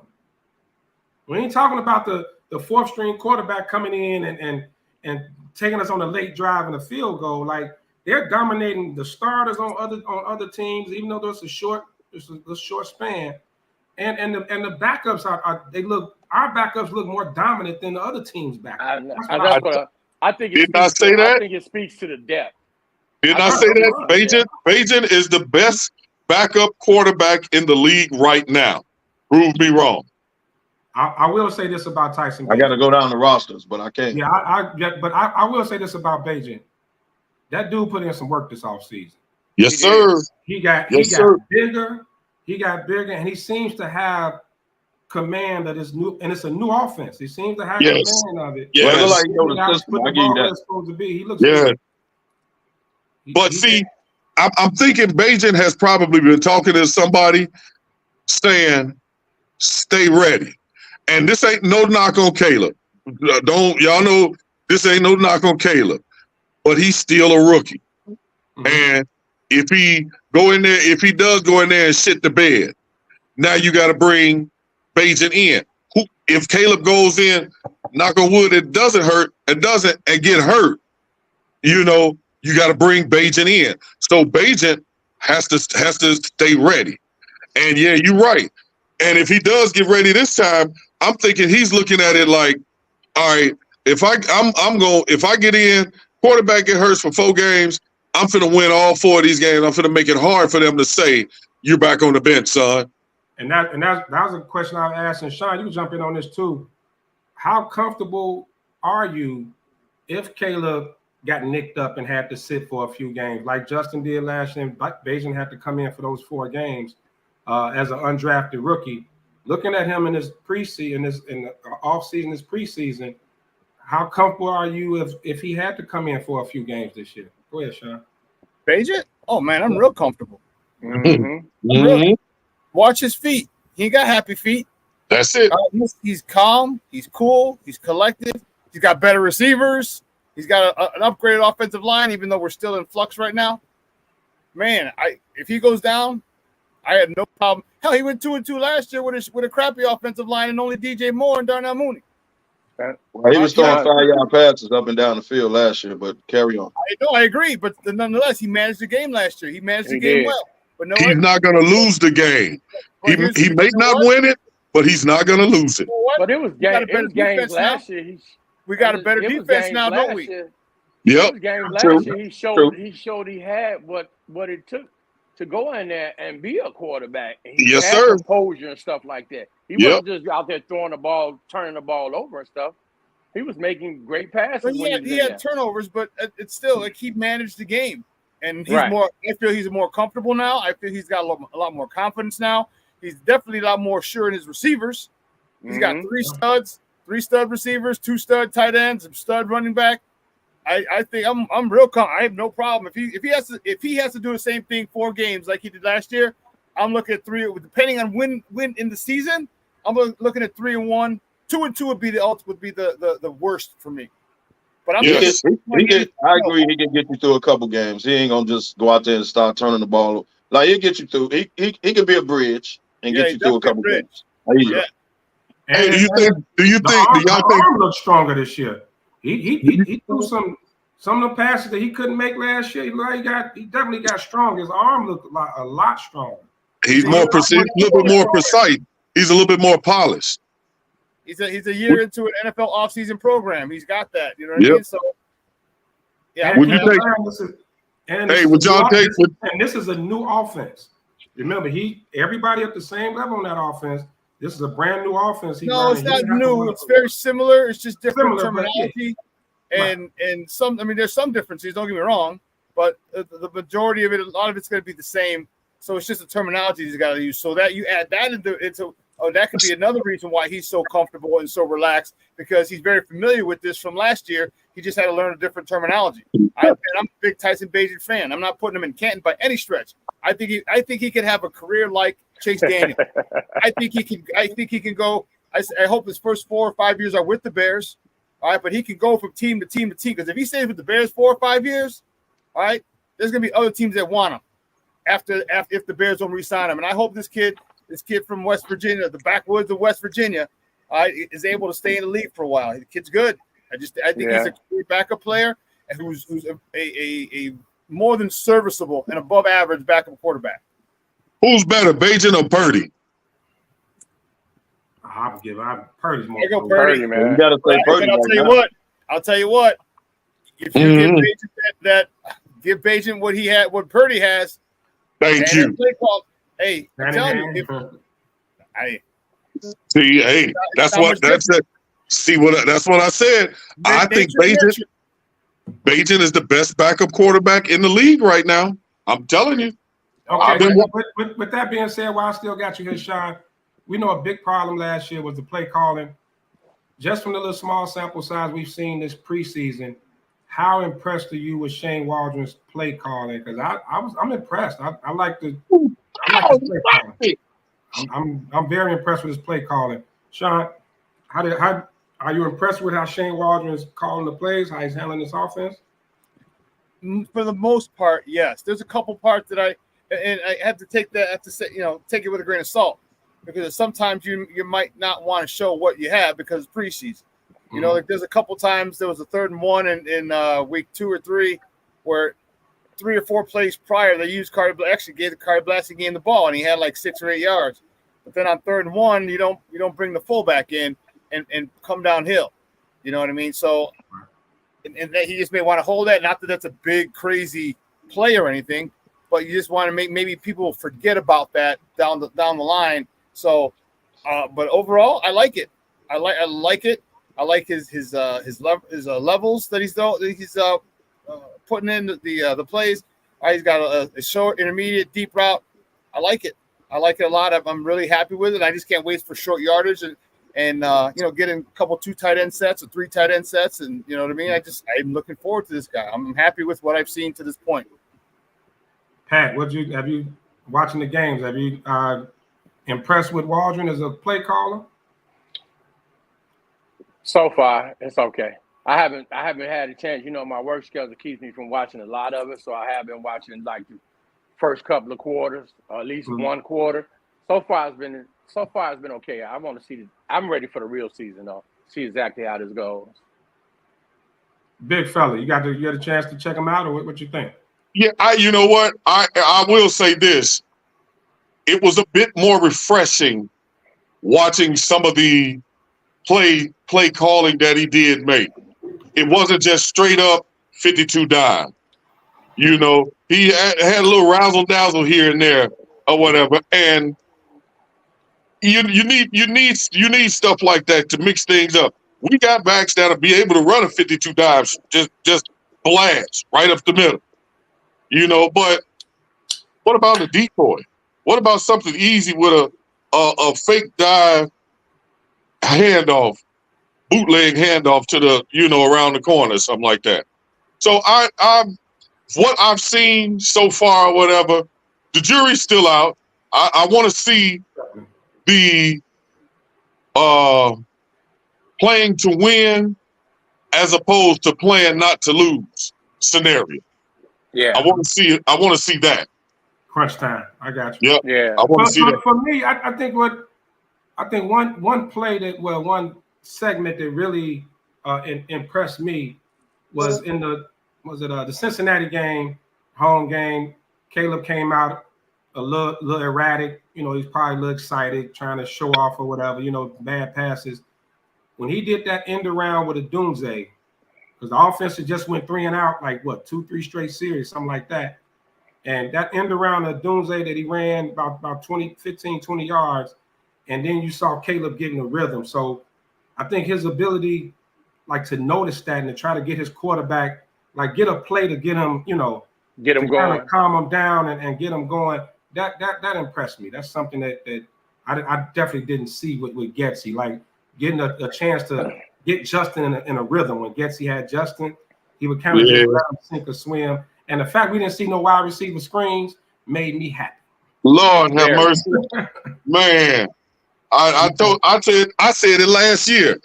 Any coach all the way down to fucking Pee Wee League, if they run a wide receiver screen, should have to do 12 years in the feds, maximum security with no visits.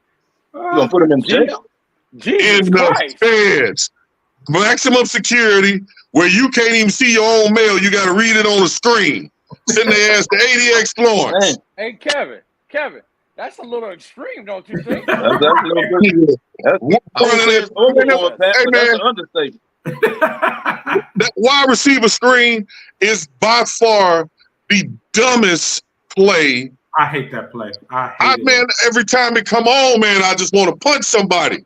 every time they was doing that dumb shit last year because it gets nothing. Well, you know what?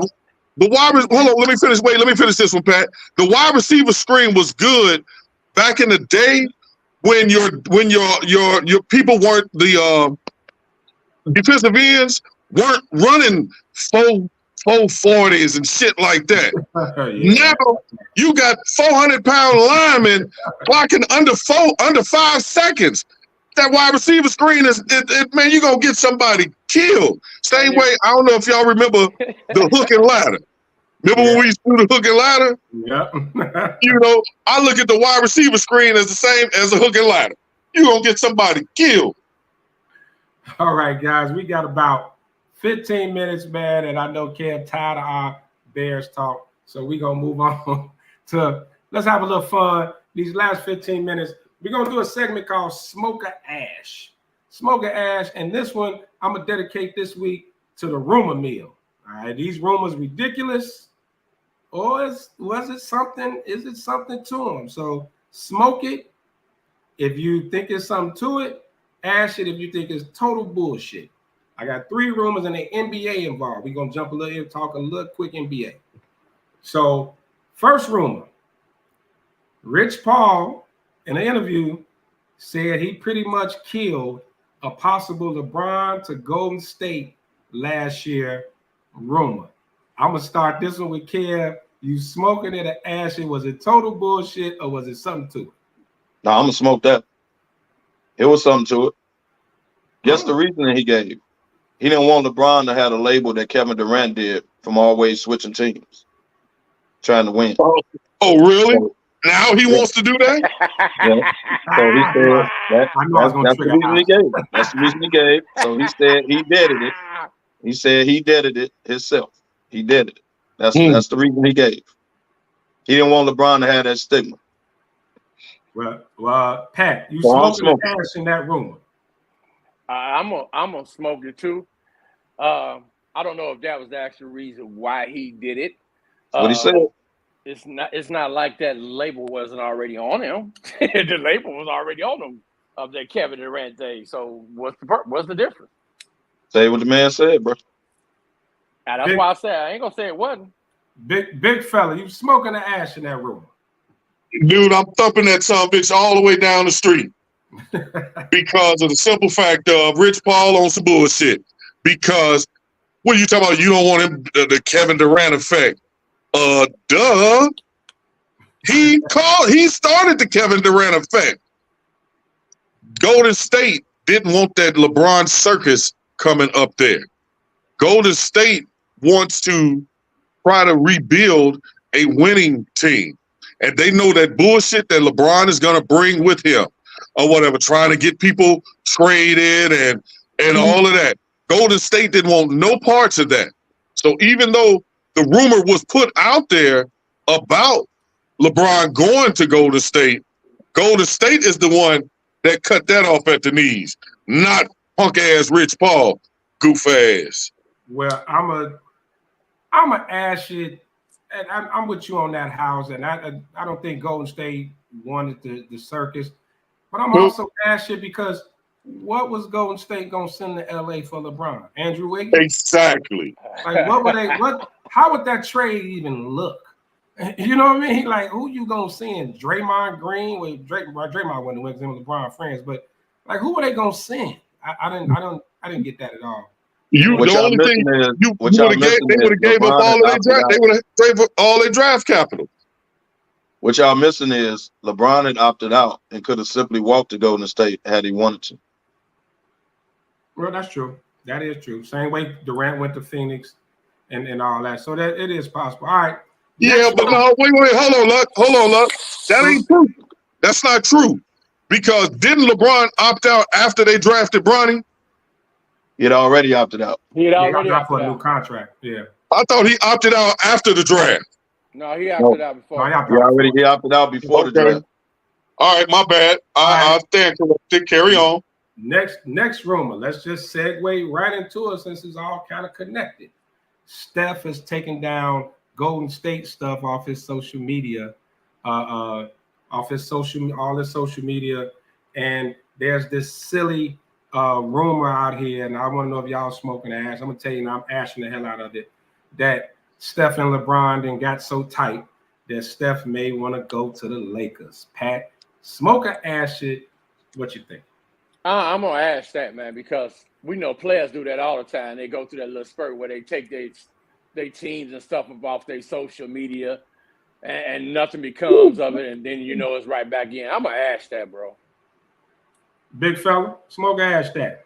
Man, I'm ashing that because of the simple fact that nobody really wants to play with LeBron. If you and I'm not, y'all know how I feel about that whole situation, but really think about it. Nobody really wants to play with LeBron because it's too much of a circus surrounding with LeBron. Wherever he goes, it's going to be a circus with negative impact. You don't think Steph can handle it? Steph star is huge. Yeah, but I don't think. Yeah, but I don't think. Right up there. I don't think Steph want to deal with the circus aspect. He already dealt with enough circus aspect dealing with Yuck Mouth up there. Mr. Can't close his mouth. So he already dealing with enough of that circus. He dealt with the circus of KD coming like he dealt with. LeBron, this is the shit. This ain't a 3-ring circus. This is a 1,000,000-ring big top circus. Kevin, you smoking the ash in that rumor? I'm going to ask the rumor because A, Golden State will never trade Steph to the Lakers. It's number one. That's one. And B, if he waits till his contract is over, LeBron will be retired by then. So we're going to ash all that. Carry on. You don't think Steph will want to play with AD? Targeting. He might want to play with AD, but he's not going to get traded there. He's going to have to play out his contract. And by the time his contract over, like I say, LeBron will be gone. Do y'all really think AD is? Do y'all really think AD is worth somebody coming there to play with him? Do y'all really think AD is on? AD can't be by himself. AD is always going to need another superstar with him. Always.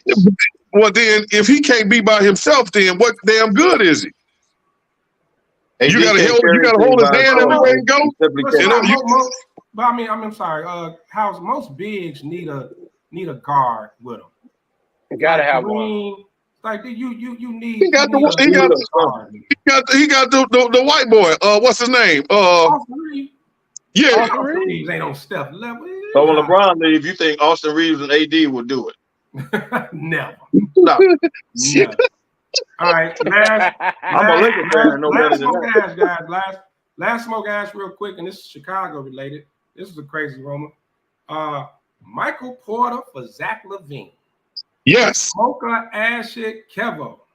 Denver. Well, I'm gonna ash it because Denver will be a fool. Yeah. So I'm gonna ash it, but go ahead.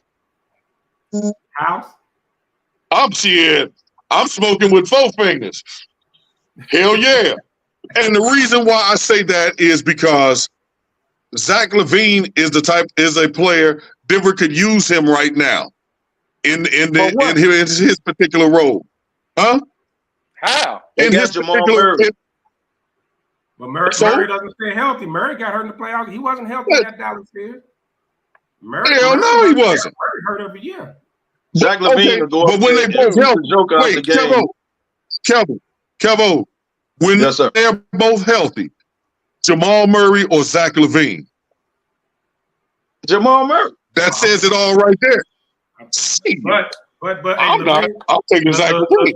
LaVine wouldn't be bad. And Pat, before I go to you, one thing I can say is to be an even trade, and neither one of them can guard water. So, there you go.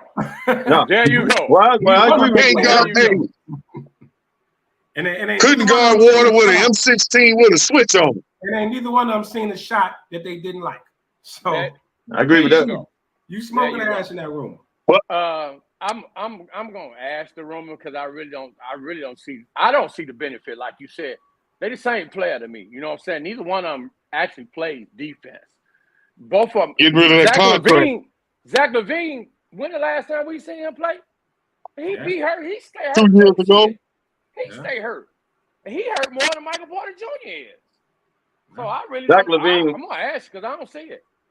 Zach No Levine will go benefit. up there and shoot the joke out the game to the point his brothers will come on the court. There's no benefit. Damn, Kev. His brother's gonna put hands on him?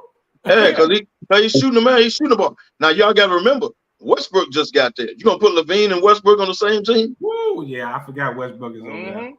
Oh, yeah, you didn't throw that. You didn't throw that little nugget out there. I forgot about that. I forgot Mad Russ over there. I forgot. But look, guys, it's time to wrap it up. And what I wanted to bring it up, we're gonna save it for next week's show. I'll be back hosting. Ben still be on vacation. We're gonna bring up, did LeBron deserve the MVP of the Olympics? Don't answer it yet.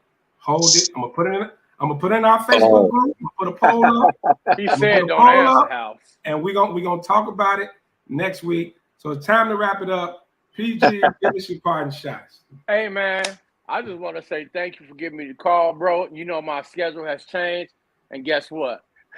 I'm back off on Saturdays, baby. So I will be readily available to join back in on the podcast, and I really like it. Even though it took my bank account down just a little bit, I still like being on here with the fellas, chopping it up every weekend. All right, well, you more than welcome next week. We're gonna panel up again next week. Gandy, I'm back, and I'll be ready for you next week, buddy boy. The art of nemesis. Yes. Big fella, give us your parting shots.